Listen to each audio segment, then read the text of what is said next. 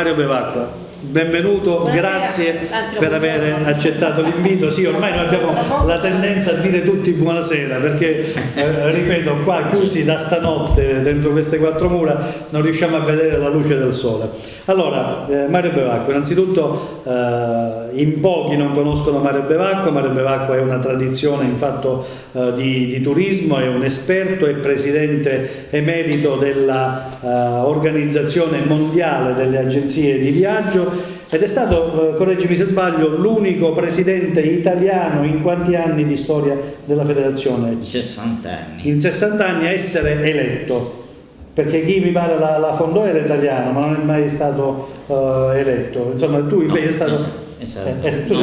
non è stato mai eletto, tu sei stato il primo italiano, quindi chi meglio di Mario Bevacqua ci può parlare di turismo. Lo dicevamo poc'anzi nel corso dell'intervento di Peppino Lipera e di Salvatore Politino. Non bisogna andare molto lontano, basta fare noi un po' di tragitto con qualche barcone e arrivare all'isola di Rimpettaia, all'isola di Malta per capire come si fa turismo. Perché qui non lo sappiamo fare? Bella domanda, no? Difficile, impegnativa? No, non è tanto impegnativa. Dico semplicemente una cosa. Io vedo la Sicilia come un grande puzzle dove sostanzialmente in una tavola ci sono tante tessere, che sarebbero tanti prodotti, tante iniziative e compagnia, dove nessuno però fa lo sforzo di metterla assieme per tirare fuori un'immagine. E allora cominciamo dalla raffigurazione della Sicilia, in triangolo, che poi qualcuno nel tempo ha visto la testa del Caimano o qualche altra cosa. Sappiamo perfettamente come la stampa internazionale ha identificato un po' la nostra isola. Ma guarda caso ci siamo dimenticati che la Sicilia c'è anche qualche isola attorno. E nelle raffigurazioni che noi vediamo un po' in giro per il mondo c'è solo questo triangolo, dimenticandoci dell'arcipelago delle Isole Eolie, che ricordo a me stesso è patrimonio dell'umanità, dimenticandoci delle Egadi, dimenticandoci di Pantelleria e Lampedusa, due aeroporti. Tra l'altro, dei 6 aeroporti siciliani, 2 sono, uno a Pantelleria ed uno a Lampedusa. Cosa voglio dire con questo? Che praticamente noi abbiamo obiettivamente tutte le caratteristiche per poter ragionare su quello che noi dobbiamo fare. E non so per quale motivo, però nel corso di questi 70 anni di realtà siciliana si è sempre parlato di turismo. Ma con parole senza fatti.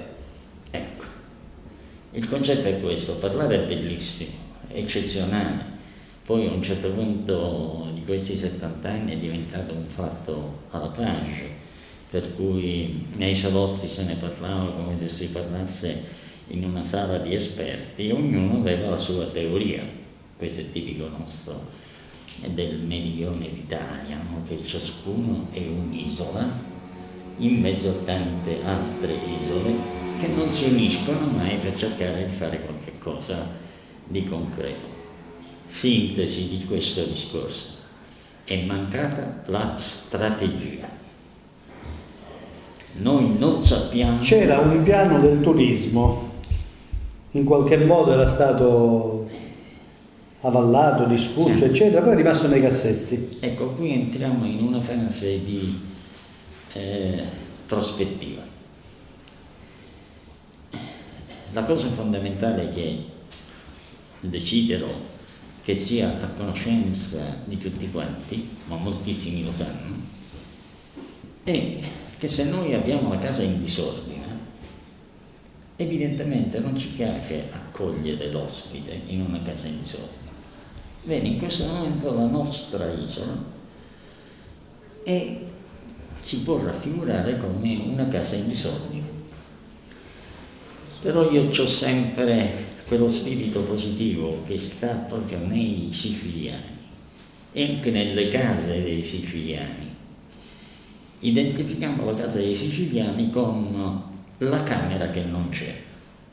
La camera che non c'è nelle case dei siciliani, il 90% è quel famoso salotto che è sempre tenuto in ordine pulitissimo. Dove dare una bella immagine. Per dare la bella immagine, ma che non viene frequentato sostanzialmente, ma viene tenuto pronto per le esigenze. Bene, credo che noi ci troviamo proprio in questa fase. Abbiamo questa bella casa, abbiamo questo bel salotto e dobbiamo semplicemente a questo punto utilizzarlo nel miglior modo possibile. Come? Facendo una strategia che possa andare avanti. Mi collego un momento ad un discorso estremamente importante. In questo momento a Londra l'onorevole Franceschini sta presentando l'Italia, che al World Travel Market, una delle fiere più importanti al mondo, si presenta il turismo. La Sicilia c'è? C'è l'Italia, c'è la Sicilia e in particolare quest'anno è l'anno dell'Italia al World Travel Market, quindi l'Italia ha un posizionamento in particolare e la nuova Enit ha portato avanti un discorso di mettere assieme tutte le realtà valide per poterle esporre. Mi pare che siano circa 270 i rappresentanti degli operatori all'interno dell'Enit, quindi una bella rappresentanza. Le notizie che ho è che anche la Sicilia è ben rappresentata da operatori che hanno effettivamente qualche cosa da dire al di là della semplice immagine. E la regione siciliana cosa ha portato in questa? Ha preso lo spazio che l'Enit gli ha messo a disposizione. E come ha fatto negli ultimi anni laddove si è presentata.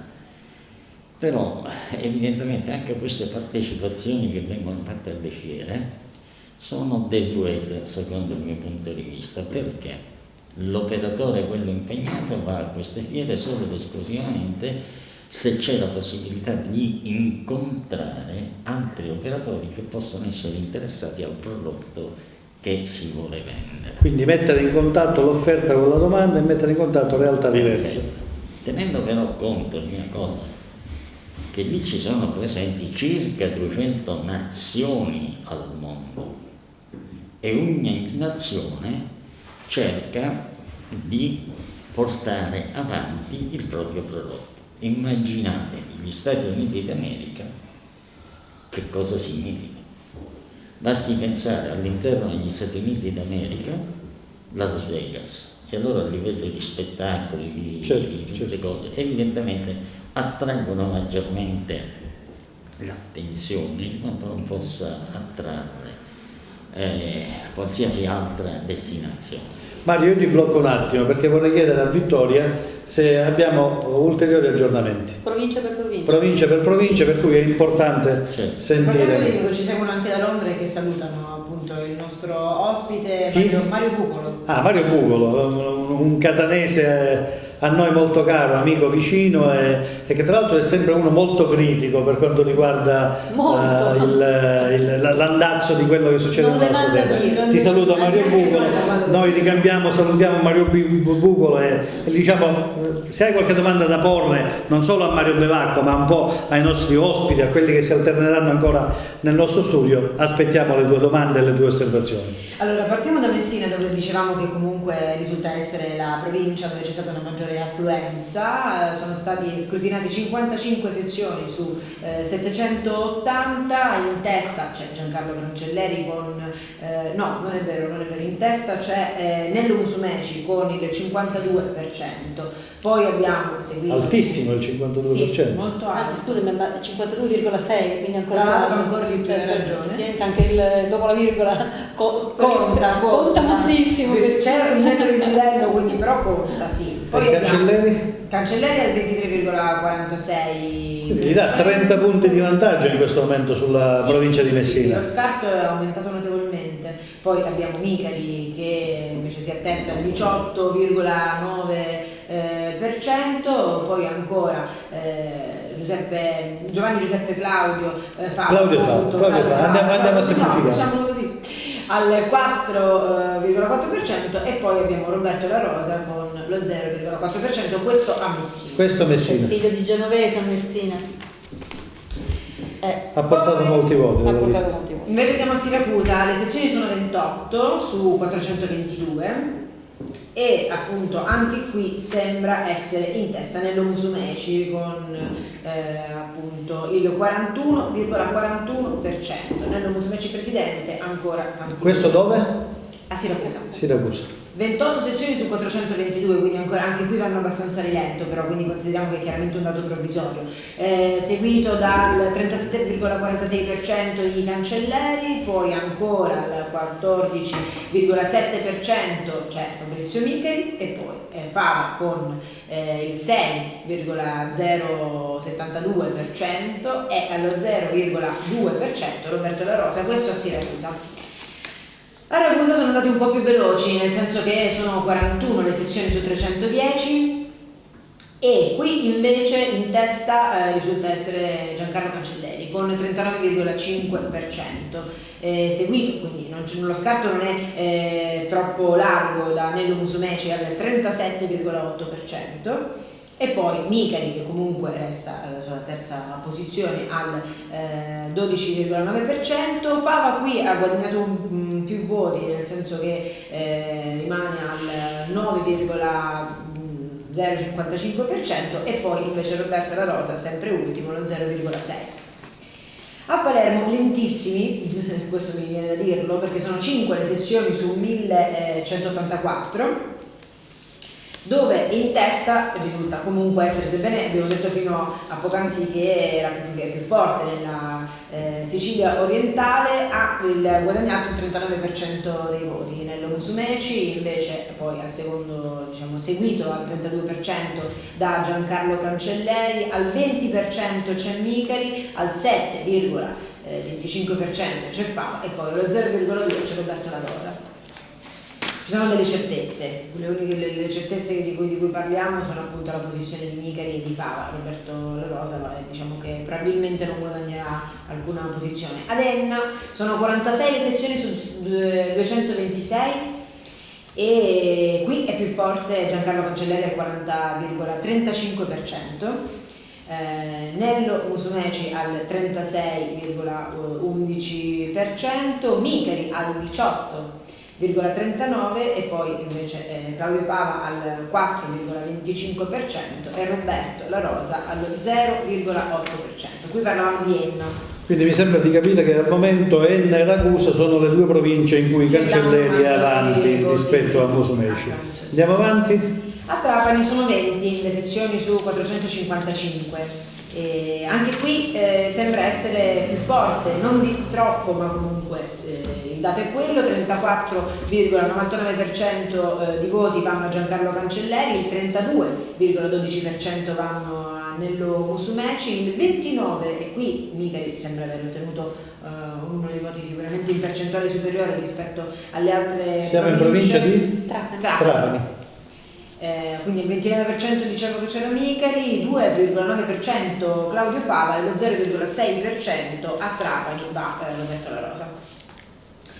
A Agrigento sono 47 le sezioni su 510 e anche qui invece vedi il testa a testa in realtà sembra essere più acceso di quello che pensavamo, nel senso che al 42%, al 42,25% si attestano i voti rivolti a Giancarlo Cancelleri del Movimento 5 Stelle, invece 31,38% a Nello Musumeci. E qui è netto il distacco invece a favore di Cancelleri, sono per questo dico, quindi iniziano a essere 3 le province dove sì. A questo punto sono Trapani, Enna, Ragusa e questa che stai leggendo è Agrigento. Sono 4 province dove Cancelleri sembra essere in testa.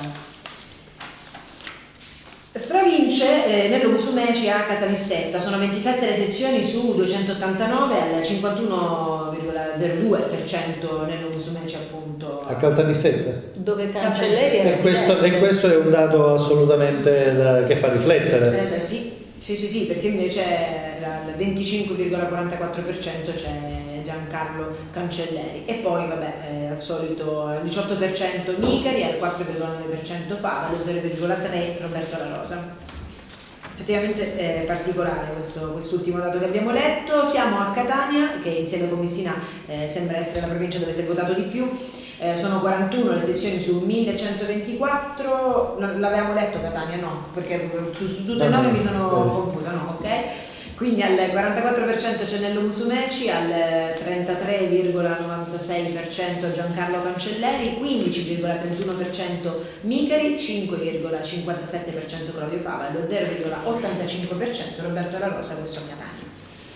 Ecco, questo di Caltanissetta, ovviamente siamo ancora a meno del 10% delle sezioni, perché sono 27 su 289, ma mi sembra un dato che assolutamente debba far riflettere, perché qui, che è la città di residenza natia, insomma, di Cancelleri, Nello Musumeci lo ha addirittura doppiato, siamo al 51% per Musumeci contro il 25% per Cancelleri. Cosa può significare questo secondo te, Mario?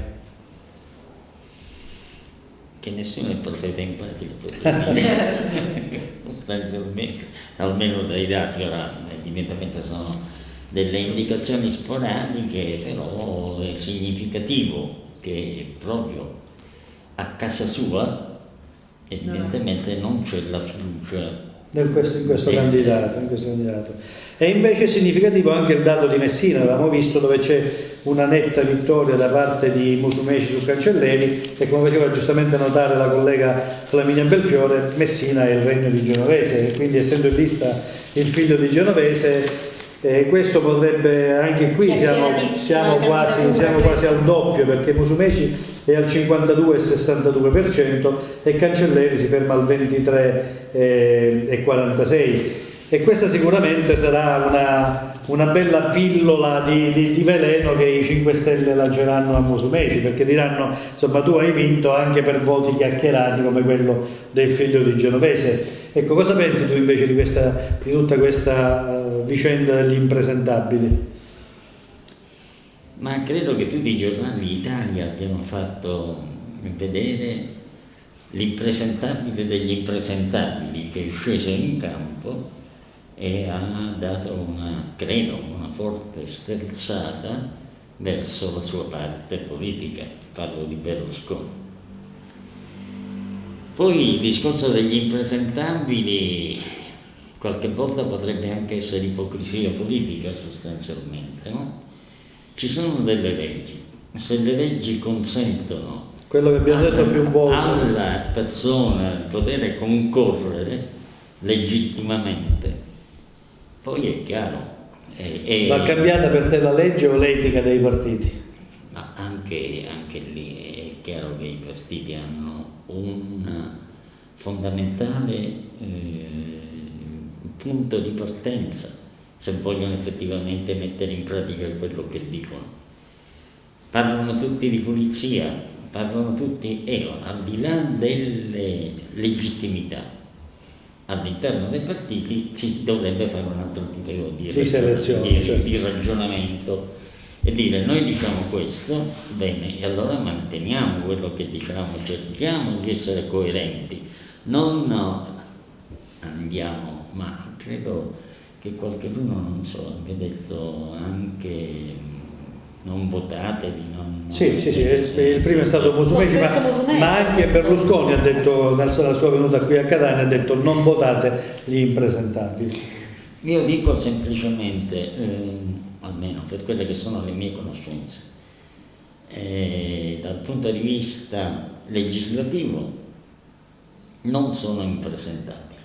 Certo. Questo è il concetto. Dal punto di vista legale, dal punto di vista etico è un po' da discutere. Esatto. Va bene, Mario Bevacqua, grazie per essere stato con noi, per essere venuto a trovarci. No, volevo desiderare Certo. aggiungere una piccola cosa per cercare di fare capire che cosa significa parlare di strategia. Allora, probabilmente nessuno sta mettendo in evidenza che Malta, di cui se ne parla abbondantemente, tutti quanti hanno parlato, è capitale europea della cultura. In una logica di strategia, avendo la Sicilia, Palermo come capitale italiana della cultura, e nel 2019 Matera, capitale europea della cultura, in un concetto strategico Si dovrebbe fare squadra. Si dovrebbe fare squadra, Certo. e non manca per i maltesi, assolutamente. E concludo dicendo che anche un qualche cosa che mi auguro avvenga. Malta, tanti anni fa, parlava di turismo come momento strategico per lo sviluppo dell'isola, e ancora era uno scoglio nel Mediterraneo in un certo senso. Io ricordo quando ancora mancava l'acqua e la luce a Perfetto. Malta, quindi figurati, parliamo di meno di 30 anni fa. Bene, in una famosa assemblea del governo maltese, dell'assemblea maltese, non del governo, vennero decise due cose importantissime, e vennero decise bipartisan, cioè tenendo conto solo ed esclusivamente Degli interessi dell'isola e dei maltesi. dell'isola. Le due cose furono: mettiamo su una compagnia aerea che ci permetta di fare una certa politica come desideriamo noi altri. Scusa se apro una parentesi, dopo questo lancio che li ha fatti progredire, adesso si sono aperti alle altre compagnie. Adesso noi abbiamo Ryanair ed altre che fanno più di Air Malta. Certo. Quindi questo significa aprirsi anche al mercato, cioè lanciare l'idea della propria compagnia, quello che dicevamo poc'anzi, che è sempre mancata una compagnia siciliana che potesse, una compagnia aerea che potesse dare sviluppo a quest'isola ed evitare che il commercio o anche il turista stesso debba pagare 400 euro per andare da Catania a Milano o viceversa. Mentre intanto Ryanair ha abbandonato Birgi, ha abbandonato Mi Trapani. permetto di correggerti dicendo che le compagnie siciliane sono sorte e sono fatte morire. Esatto. Air Sicilia prima, Winjet dopo. Non entrano nel merito Certo, delle certo, questioni, certo. non entra assolutamente, però dobbiamo ricordarci che comunque la Winjet era quasi arrivata a 3 milioni di passeggeri anni, che erano effettivamente in una logica di sviluppo eventualmente. Ma di fatto, per venire all'appunto che facevo io, è Certo. che mentre gli altri riescono non solo a lanciare l'idea e poi ad aprirsi al mercato, noi non riusciamo manco a lanciare l'idea e a portarla avanti. Esatto. E la seconda cosa che il governo maltese bipartisan decise all'epoca fu di fare un aeroporto adeguato. Vennero votate all'unanimità queste due proposte, sia dai laburisti che dai conservatori e dagli altri partiti che erano presenti. L'aeroporto di Malta venne realizzato in 6 mesi. 6 mesi, e guarda. Ed è di una bellezza straordinaria, di una pulizia assoluta, di una luminosità e spaziosità assolutamente. E tra l'altro accanto hanno fatto centri commerciali, hanno fatto di tutto di più. Non sono gli aeroporti però che mancano in Sicilia. No, assolutamente. È un aeroporto mediterraneo, se buonissimo dire. Non c'è bisogno di fare delle strutture mega galattiche. Sì. È l'essenziale ma funzionale. L'essenziale ma funzionale. Certo. E dico anche un'altra cosa: oggi gli aeroporti sono diventati vitali per quanto riguarda il commercio internazionale, Certo. perché si sono resi conto un po' tutti quanti, ormai non solo in Italia, in tutto il mondo, che il negozio all'interno dell'aeroporto è molto più proficuo di quanto può esserci il negozio nel centro commerciale. A livello di statistiche poi evidentemente, perché quanti ne passano dall'aeroporto di Roma, quanti ne passano dall'aeroporto di Charles de Gaulle, quanti ne passano dall'aeroporto di... si possono fare tutti i calcoli che vogliamo. È un grido d'allarme che voglio fare. I prossimi 5 anni chiunque andrà al governo ha davanti un impegno onerosissimo. Gli aeroporti che abbiamo sono quasi al collasso, cioè Catania non ce la fa più a assorbire tutto quello che gli viene richiesto. Palermo è sulla strada, Trapani e Comiso ancora non hanno una identificazione. Sarebbero dovuti essere degli aeroporti supplementari, ma per avere gli aeroporti supplementari avremmo dovuto collegarli con, quantomeno, con un treno veloce, per esempio, in modo tale da dividere il traffico. Beh, si può fare, non solo si può fare, esiste già la rete ferroviaria che collega Catania con Comiso, che è la vecchia rete ferroviaria. Che serviva l'agrumicoltura, e lo dico qua in modo tale che non ci siano. Il mio collega giapponese, il presidente della federazione degli agenti di viaggi giapponesi, quando io gli domandai, perché la mia idea folle era quella di fare il monobinario, che non so quanto costava per farlo, dice: ma sei pazzo, c'è la rete ferroviaria, adeguala, tanto 5 minuti più, 5 minuti meno. Dico: ma aspetta un minuto. 5 minuti dopo, via telematica, mi arrivò tutta la pianificazione di tutta la rete siciliana. Della rete che collegava, che avrebbe potuto, che collega e che avrebbe potuto collegare l'aeroporto di Catania con l'aeroporto di Comiso. Sappiamo perfettamente che c'è il centro scambiatore dell'Albicocco, insomma si può immaginare tutto che vogliamo. E poi abbiamo tutta la rete ferroviaria della costa che ci conduce fino a Cirreale, Taormina ed oltre. Quindi non è fantascienza, ci vuole solo buona volontà, credo. I tecnici possano effettivamente studiare, metterci a studiare, tenendo conto di una cosa essenziale: non abbiamo più tempo. Su questo non c'è dubbio. Il fatto che programmiamo nel 2025 le ferrovie che ci collegano e compagnia non esiste, sono semplicemente prese in giro che si fa al popolo siciliano. Mario, per chiudere, una battuta: sì o no? Ponte sì o ponte no? Fermo restando tutte le infrastrutture che mancano, le strade che non ci sono. Io sono sempre stato favorevole al ponte, perché partendo da un presupposto, è vero, ci sono delle priorità che dovrebbero essere prese in considerazione, ma fino a questo momento sono state prese in considerazione a parola, quindi non esistono. Parlano, ma a Catania Palermo ancora non esiste. Credo di non sbagliarmi, che laddove si effettivamente portasse avanti l'idea del ponte, automaticamente tutte le altre necessità verrebbero fuori. Questa è la mia idea, può darsi che sia... Concordo pienamente. Mario, grazie per l'apporto dato alla nostra diretta. Un messaggio a chi sarà presidente della regione, di qualsiasi parte esso sia, ed anche a coloro che eventualmente perderanno, perché non tutti possono vincere. Se ce la fanno a mettersi d'accordo sui grandi temi per il popolo siciliano. Su questo non c'è dubbio. Grazie Mario Bevacqua. Grazie ancora Mario. Grazie. E allora io ripasso nuovamente.